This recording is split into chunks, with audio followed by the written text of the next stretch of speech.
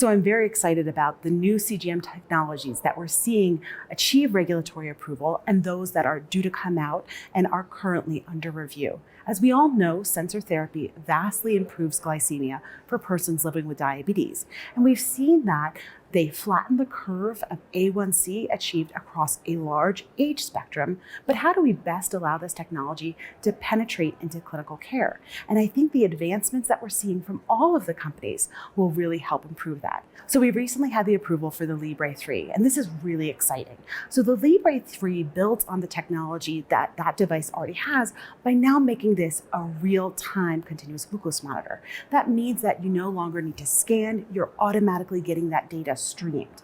In addition to that, the size of the device has vastly decreased. So when you think about it, it's roughly the size of 2 pennies that are stacked. So for individuals who may have been hesitant to wear sensor technology in the past, knowing that we have a smaller, more discrete device may make it more feasible.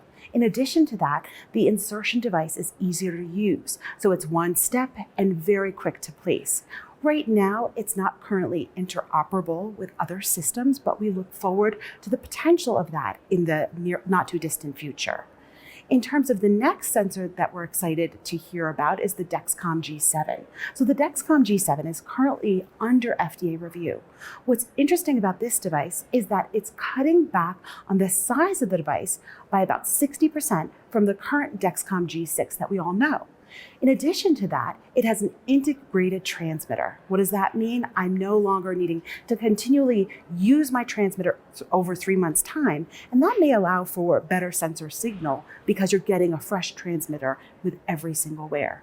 In addition to that, for the families that I'm privileged to treat in the pediatric realm, knowing that that warm-up period is going from 2 hours down to 30 minutes means a whole lot. They know that they're going to get that data faster. And because the Dexcom G7 is integrated with various pumps and other automated insulin delivery systems, the idea that we can continue automation more seamlessly with shorter duration of warm-up has been very important. We don't know when that will be commercially available and approved by the FDA, but we're eager to see that reach our persons of diabetes that we treat. Then next we have the Medtronic sensors, and this has been a huge step forward in terms of the technology that they offer. So we have the Guardian 4 that's currently under review by the FDA. Why do I say it's a huge step forward? We finally get into the area of no longer requiring fingerstick calibrations. So the Guardian 4 has the same form factor as the Guardian 3, but you're able to go ahead and use the device and not have to do that constant calibration. The duration of wear will continue to be 7 days. So that is currently under FDA review, and it has been achieved CE mark, and so used in Europe in collaboration with the 780G system that also is currently under review by the FDA here. What's even more exciting is the Medtronic Simplura sensor, which has previously been known as the Synergy.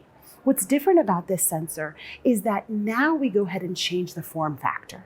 So it's going to be an integrated sensor with a transmitter so that you're using a new sensor with every single wear. Persons with diabetes no longer need to worry about needing to charge the sensor.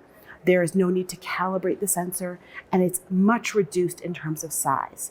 So the pivotal trials of that sensor have been completed. An interim analysis was presented at ADA this year.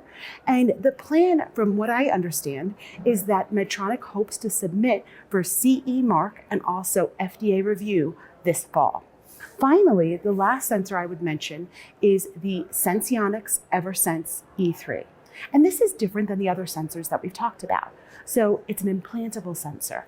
A small piece is inserted in the upper arm, and that sensor remains in place now for 180 days with the Eversense E3. And so what that allows for is persons with diabetes can then use an on-body transmitter that detects that sensor signal through Bluetooth signals, and it allows them to view their data. The on-body transmitter allows for on-body vibratory alerts. And in addition to that, we've seen improvements in terms of the survival of the device with some modifications they've made in manufacturing. So previously, if you're looking out to 180 days, roughly 65% of the sensors would survive out to that time point. now 90% of the sensors are surviving to that 180-day wear. And so with this sensor, there is still a requirement for calibrations. 2 calibrations are required daily for the first 21 days. And then after that, it's just 1 calibration daily. And so with all of these different devices that are either approved in terms of commercialization and those that are currently under review, I think the main takeaways for each of them is they're very accurate. The devices are decreasing in size. The insertion is getting easier. And I hope that what this will translate into is increased penetration of sensor technology for all persons with diabetes.